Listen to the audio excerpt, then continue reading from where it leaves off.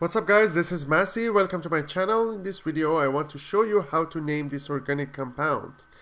We have two alkyl groups that are connected to each other with an oxygen atom. So we have a propyl group, another propyl group, basically both of them are isopropyl.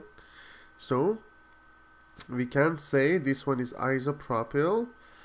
Since it's connected to the oxygen, we call it isopropoxy, and here that one is going to be propane, and since it connects to the second carbon, it's going to be 2-isopropoxy propane.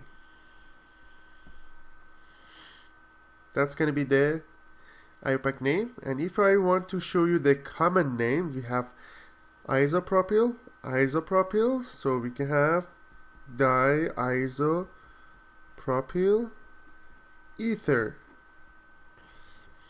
That's going to be the common name for this organic compound. I hope you enjoyed this video. If you found this video useful, please like it. You can also subscribe to this channel to have access to many other different videos regarding math and science. Thank you for watching and have a great day.